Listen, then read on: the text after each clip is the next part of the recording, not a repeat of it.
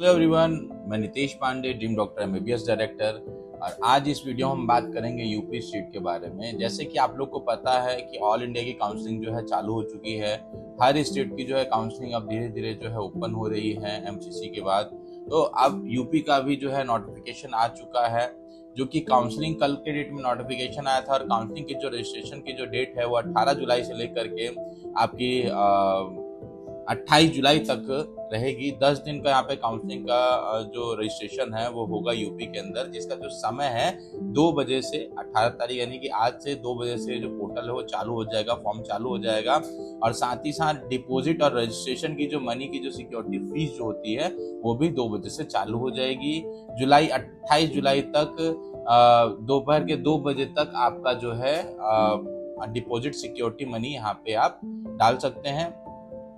तो यहाँ पे 10 दिन के लिए टोटल जो है यूपी की काउंसलिंग स्टार्ट हो रही है। और यूपी की काउंसलिंग के बारे में कुछ नियम हैं, कुछ रूल्स है जो चेंजेस हुए हैं। और यहाँ तक कि कुछ ऐसी भी चीज़ें हैं जो आपको बताना बहुत ज़रूरी है, क्योंकि लास्ट ईयर में आपके कुछ बच्चे ऐसे भी थे जिन्होंने आपका स्टे राउंड में काउंसलिंग में पार्टिसिपेंट किया था। और पार्टिसिपेंट करने के बाद यहाँ पर उन बच्चों ने उनको कॉलेज की सीट जो है वो होल्ड कर दी थी, उन्होंने वहाँ पे एडमिशन नहीं लिया और उसे होल्ड कर दिया था, जिसकी वजह से उनके ऊपर भी कुछ नोटिस है। तो हम इस वीडियो में उनके बारे में भी बात करेंगे। पहले हम आपको कुछ रूल्स और रेगुलेशन बता देते हैं यूपी के जो चेंजेस हुए हैं। जैसे कि आप देख सकते हैं यहाँ पर सीधा लिखा हुआ है कि पंजीकरण जब आप करते हैं, ठीक है, तो सबसे पहले आपको इस चीज को ध्यान रखना है, जो आपका जो नंबर है, मेल आईडी है, वो अपना ही दे। क्योंकि जो भी कुछ रूल्स में या कुछ नियम में चेंजेस होते हैं तो आपके मेल आईडी या नंबर पे अपडेट हो जाएंगे। तो यहाँ पर आपको काउंसलिंग फॉर्म भरने के लिए जो साइट है वो upneet.government.in पे लॉगिन करना है, वहां पर जा करके और यहाँ पे अपना नंबर और मेल आईडी डाल करके सारी जो डिटेल्स हैं वो आपको डालनी होती है। काउंसलिंग की जो फीस है 2,000 रुपये है, जो कि आपका नॉन रिफंडेबल होता है। आप 2,000 रुपये के यहाँ पे काउंसलिंग का चार्ज जाता है। और चार्ज जाने के बाद आपका एक नोडल सेंटर के लिए यहाँ पे बताया गया है। नोडल सेंटर क्या होता है मैं आपको समझा देता हूँ विस्तृत में। भी बहुत सारे बच्चे बोलते हैं कि सर नोडल सेंटर की क्या जरूरत है।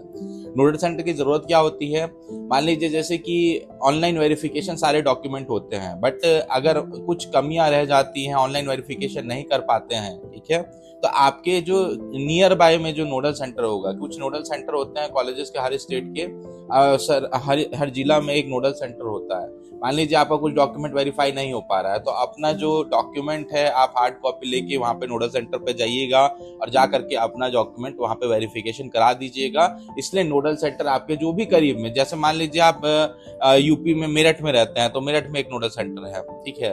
आप मान लीजिए लखनऊ में रहते हैं तो लखनऊ में नोडल सेंटर रहेगा, ठीक है। तो जो आपके नियर बाय नोडल सेंटर है उस नोडल सेंटर को आप उस फॉर्म में डालिएगा। एक ऑप्शन आता है नोडल सेंटर, आप कौन सा चुनते हैं, कौन सा चूज करते हैं, तो अपने हिसाब से जो आपके सामर्थ्य में हो, जो आपके नियर बाय हो, वो नोडल सेंटर आप अपना वहां पे डाल सकते हैं। उसके बाद यहाँ पर आरक्षण से संबंधित यहाँ पे एक दिया हुआ है अपडेट, जिसमें OBC, SC, ST, EWS, ex army, NCC, FF और फ्रीडम फाइटर और पीडब्ल्यू यहाँ पे जो डोमिसाइल है, ठीक है, जो डोमिसाइल जिनके बने हुए हैं, ये सारी चीजें यूपी स्टेट के, नन अदर यूपी स्टेट नहीं बोल रहा हूं मैं, यूपी डोमिसाइल जो है वो यहाँ पे अपना जो भी डॉक्यूमेंट है ओबीसी, एसटी या ईडब्ल्यूएस या एक्स आर्मी लेकर के, वो सारी चीजें जो है यहाँ पे लागू हो रही हैं केवल यूपी डोमिसाइल के बच्चों के लिए। और काउंसलिंग में पार्टिसिपेंट करने की जो फीस है, जो 2,000 के बाद जो फीस जाती है, डेंटल हो या मेडिकल हो, ठीक है, उसके गवर्नमेंट कॉलेज में अगर आपको एडमिशन लेना है तो वहां पे 30,000 का जो डिपॉजिट आपको देना पड़ेगा। उसके बाद अगर आप प्राइवेट कॉलेज में जाते हैं तो प्राइवेट कॉलेज के लिए 2 लाख रुपए का रजिस्ट्रेशन है।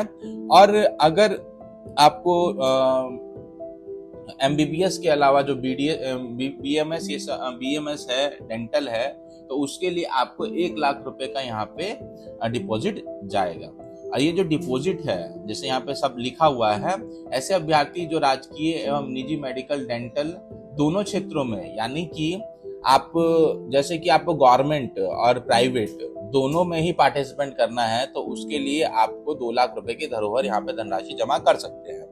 और ऐसे अभ्यर्थी जिनको केवल डेंटल के गवर्नमेंट और प्राइवेट दोनों कॉलेज में जाना है, वो लाख रुपए की धनराशि जो है वो जमा करेंगे।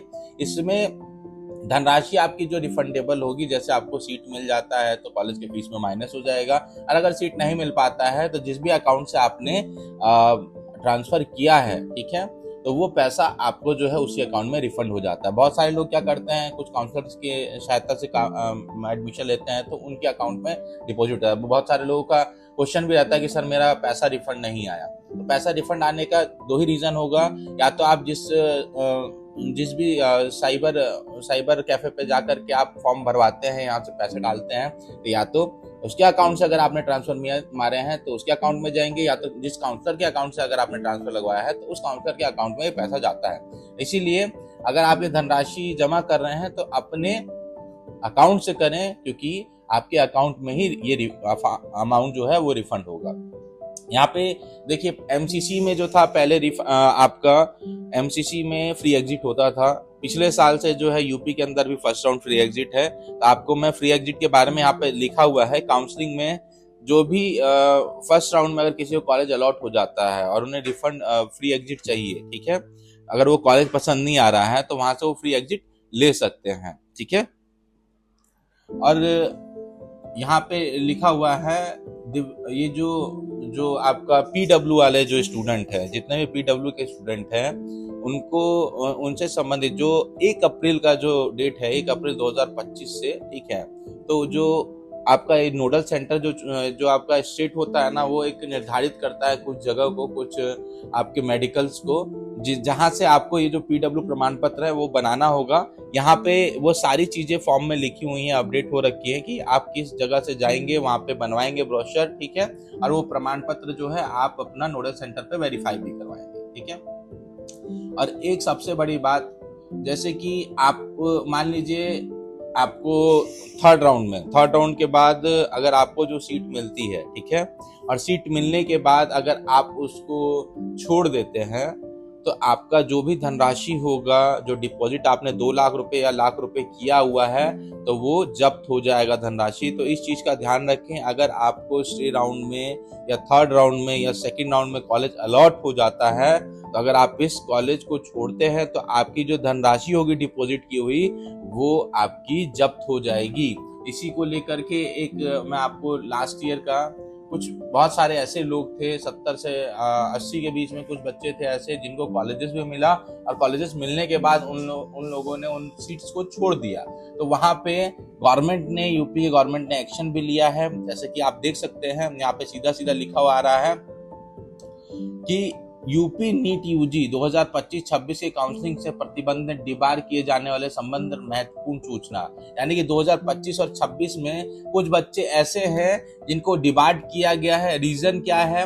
26 जुलाई 2024 के, ठीक है, यहाँ पर जो आपका स्टे राउंड था, स्टे राउंड में कुछ बच्चों को स्टे वैकेंसी में आपने कुछ बच्चे जो हैं, जैसे कि उन बच्चों के नाम भी यहाँ पे लिखे हुए आ रहे हैं, आप देख सकते हैं।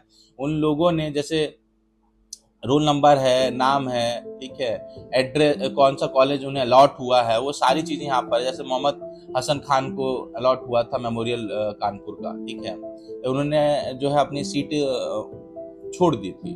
तो ऐसे ही जितने बच्चे दिखाई दे रहे हैं आपको, ठीक है, वो सारे बच्चे जो है ना डिबार्ट हो चुके हैं। इस साल वो पार्टिसिपेट नहीं कर पाएंगे, 1 साल के लिए डिबार्ट है। इस साल वो, अगर उन्होंने फॉर्म भी भरा है यूपी काउंसलिंग में, ये बच्चे 43 जो बच्चे दिखाई दे रहे हैं, ये आप रिपोर्ट नहीं कर पाएंगे, काउंसलिंग में नहीं जा पाएंगे जिन्होंने अभी तक रिपोर्टिंग नहीं की। यहाँ पे देखिए, ये आपके डेंटल के कुछ लोग हैं, जो 8 बच्चे हैं डेंटल के, ये भी डिबार्ट हो चुके हैं, ठीक है, यहाँ पे पूरा लिस्ट है। तो कुल मिला के 78 स्टूडेंट ऐसे हैं जो कि यूपी की काउंसलिंग में पार्टिसिपेट नहीं कर पाएंगे इस साल। तो इस चीज का आप खास ध्यान रखिएगा कि अगर आपको कॉलेज अलॉट हो जाता है, केवल फर्स्ट राउंड ही फ्री एग्जिट है, अगर आपको कॉलेज फर्स्ट राउंड के बाद सेकंड राउंड में अगर अलॉट हो जाता है या थर्ड राउंड में अलॉट होता है, तो इस चीज का खास ध्यान रखें कि आपको अपनी सीट नहीं छोड़नी है। अगर आप सीट छोड़ते हैं तो आपकी जमा की हुई धनराशि जो है वो आपकी जब्त कर ली जाएगी, और साथ ही साथ आपको नेक्स्ट ईयर के लिए डिबार्ट कर दिया जाएगा। ठीक है, तो ये सारी डिटेल्स हैं मैंने आपको बता दी हैं। तो जिन बच्चों को यूपी में काउंसलिंग में पार्टिसिपेंट करना है वो बच्चे अब काउंसलिंग में पार्टिसिपेंट कर सकते हैं। 2 बजे के बाद से फॉर्म स्टार्ट हो जाएगा। और काउंसलिंग से रिलेटेड कोई भी किसी बच्चे को कोई दिक्कत आती है, कोई प्रॉब्लम है, काउंसलिंग फॉर्म में कोई प्रॉब्लम है, कुछ इश्यू है, कुछ समझ में नहीं आता है या नोटिस में समझ में नहीं आता है, तो आप हमारे दिए हुए नंबर पर कॉल कर सकते हैं। हमारी जो टीम है आपकी पूरी की पूरी हेल्प करेगी हर तरह से। हम फिर किसी नेक्स्ट वीडियो में कुछ न्यू अपडेट लेके मिलते हैं। तब तक के लिए जय हिंद, जय भारत।